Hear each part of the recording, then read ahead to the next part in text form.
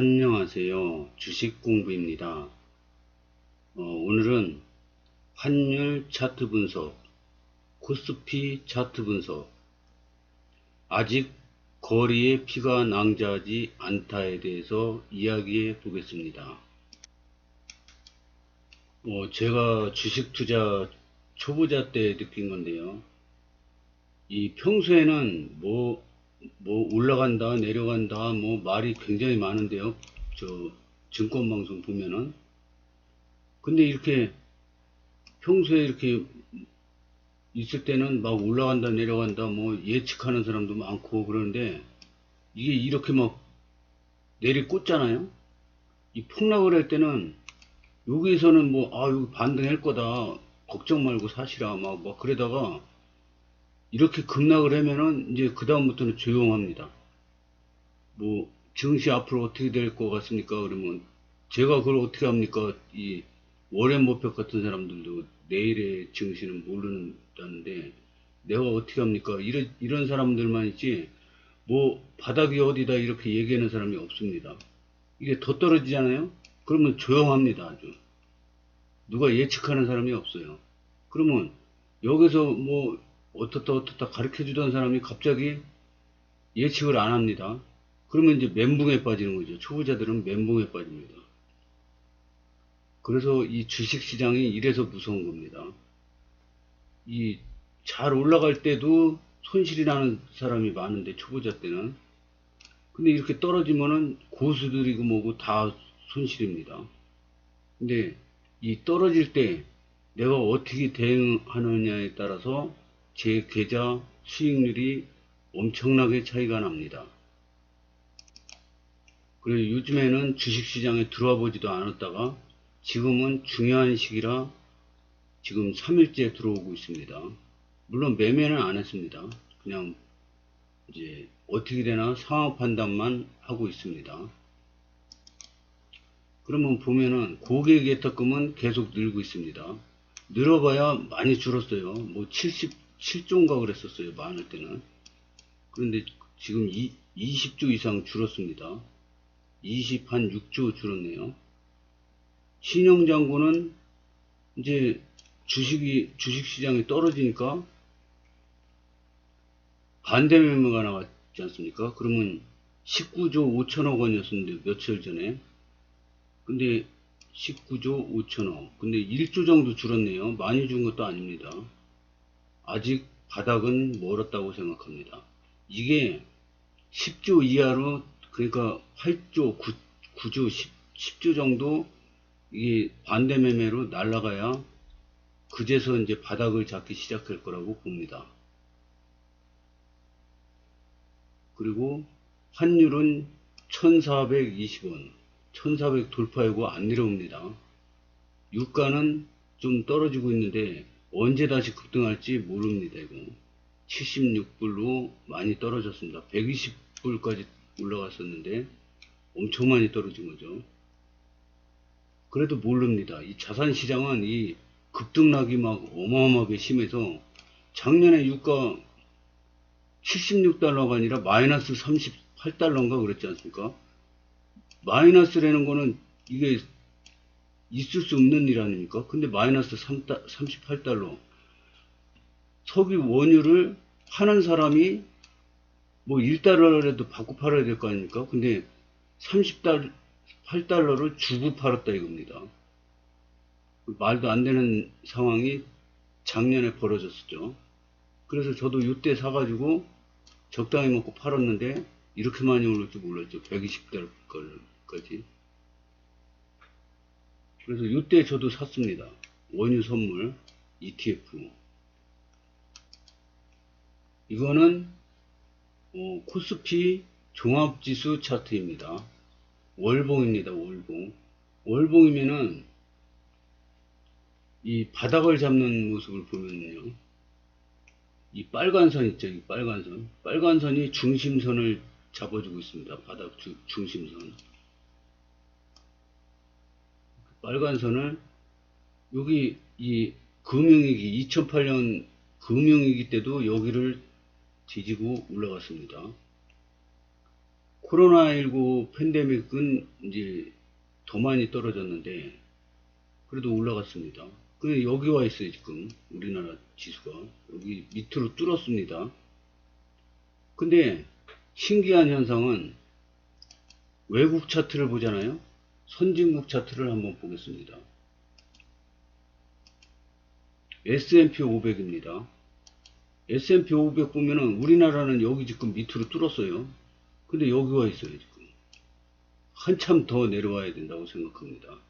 근데 옛날에 금융위기 때 보면은 금융위기 때 요 밑으로 한참 뚫었습니다. 근데 이거 너무 많이 올라왔대요. 그죠? 완전히 너무 고평가되어 있다 이거예요. 이게 이격도도 어마어마합니다. 그러면 다우존스 지수 산업지수를 보겠습니다. 이것도 안장말았어요. 여기까지 내려오려면. 그러면 우리나라는 여기 있는데 선진국 지수가 여기까지 떨어지면은 우리나라는 안 떨어지겠습니까? 떨어집니다. 뭐 우리나라는 저평가됐고 선진국은 고평가되어 있어서 선진국은 떨어지지만 우리나라는 안 떨어질 것이다. 그러는 사람이 있는데 다우지수가 1% 떨어지면 우리나라는 2% 떨어집니다. 미국 지수가 재채기하면 우리나라는 독감 걸립니다. 이게 떨어지면 우리나라도 떨어진다 이거죠. 그래서 아직 바닥은 멀었다.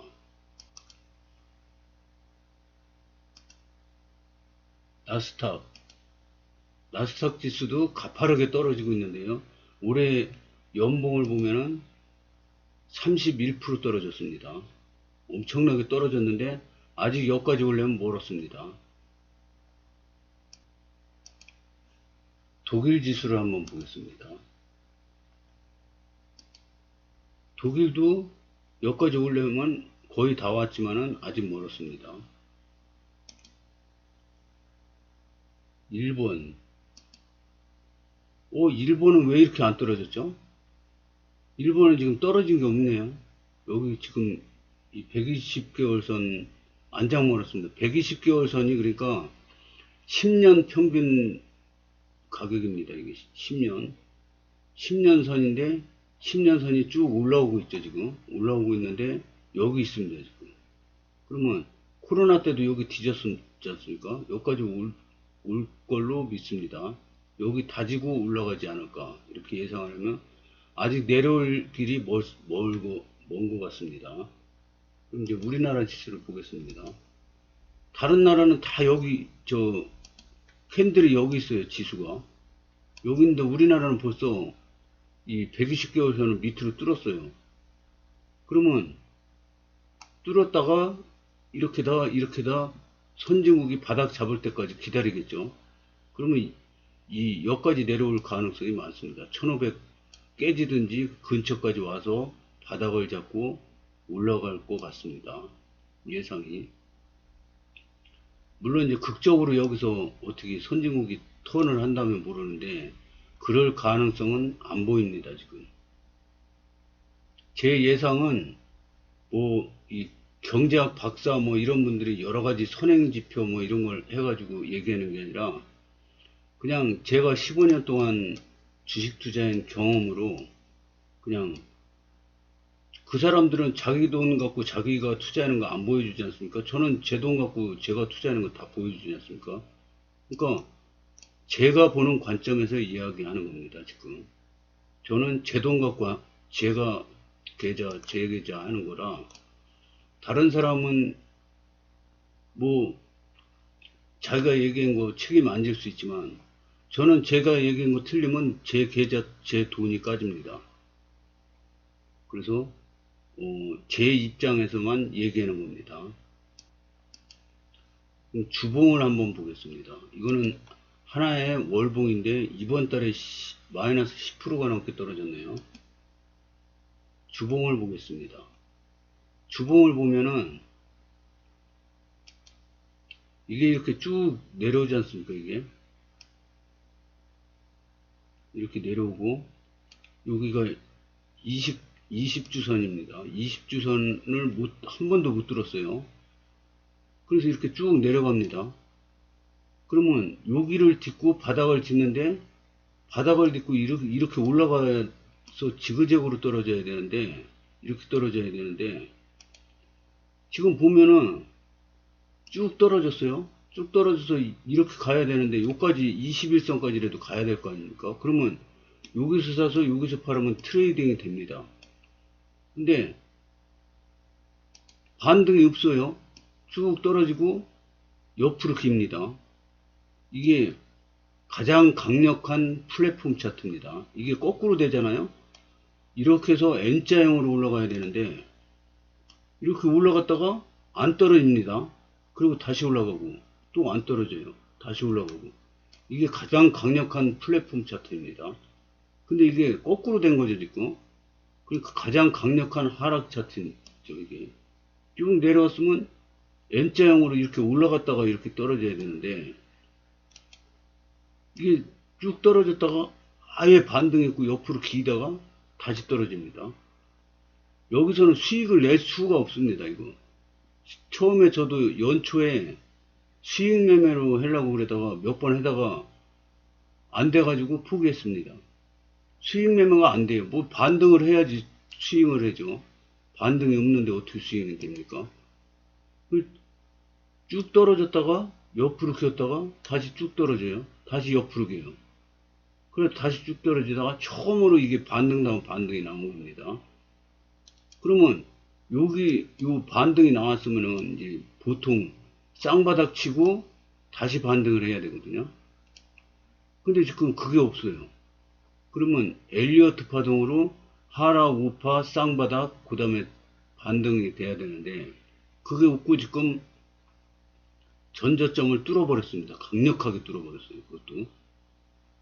그래서 이거는 더 내려가는 건데 모습이요. 그러면 어디까지 내려갈 거냐? 그걸 제가 어떻게 합니까? 근데 이 선진국 지수랑 모든 걸 봤을 때 아마 이 전저점을 테스트하지 않을까. 이 전저점을 테스트하지 않을까 예상을 해봅니다. 이렇게 만나는 거죠.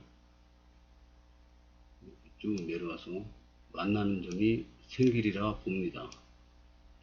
그러면은 가만히 여기까지 내려올 때까지 기다려야 되냐? 여기 1년이 걸릴지 2년이 걸릴지 모릅니다. 이렇게 코로나 팬데믹처럼 내리꽂으면은 V자 반등이 나올 가능성이 있는데요. 이거는 지금 내리꽂는 게 아니라 질질질 흐르는 상태입니다. 이 각도가 틀리지 않습니까? 각도가 이건 거의 뭐 80도 가까이 되는데 이거는 45도로 내려오고 있습니다. 이거는 길어질 수가 있는 거죠. 여기서 만약에 그러면 어떻게 냐? 여기 바닥에서 여기서 샀어. 여기서 많이 샀죠. 샀는데 여기서 10% 수익 실현했어요. 그럼 여기서 10% 사는 거죠. 그럼 여기 오면은 10%또 수익 실현하고 또 내려오면 또 사고. 근데 만약에 예를 들어서 여기서 지지받고 올라가야 되는데 그냥 꽂는 상황이 나오지 않습니까? 여기까지 이런 식으로. 그러면 여기서 10% 샀는데 또 내려오면 바로 사는 게 아니라 적당히 여기까지 내려올 때까지 기다렸다가 또 삽니다. 또 여기 또 삽니다. 여기까지 내려오면 이제 뭐 올인을 하든가 몰빵을 합니다. 그러면은 이렇게 내려오는 거는 그냥 이렇게 서서히 내려갈 수 있지만은 이렇게 내리꽂는 거는 V자 반등이 여기까지 나올 수가 있습니다. 그러면 여기서 올인을 하면은 큰 수익이 나겠죠. 여기서 산 것도 수익이 나고. 그러면 다시 수익 실현을 어느 정도 하고 제가 좋아하는 7대3 비율로 눈덩이를 키우면서 올라갈 수 있습니다. 안 올라가고 다시 떨어지면 이 30%로 다시 사는 거죠. 이런 계획입니다. 지금 현재 제 계획으로는. 그러니까 여기서 바닥을 잡고 날아가든 여기서 바닥을 잡고 날아가든 여기까지 떨어져서 가든 다 계획에 서 있습니다. 그래서 이 주가가 어떻게 움직이든지 간에 물론 여기 1500 깨져가지고 1000까지 내려간다. 그러면 이제 월급 타는 걸로 저 생활비 쓰고 남은 걸로 계속 사들어가는 거죠. 그런 수밖에 없죠. 그러면서 기다려야죠. 어떻게 됐습니까? 이 주식시장을 제 마음대로 할 수 있는 게 아니죠. 세계 최고의 투자자 워렌 버핏도 주식시장을 자기 마음대로 못합니다. 싸게 사서 기다렸다가 제 가치가 오면 파는 게 가치 투자죠.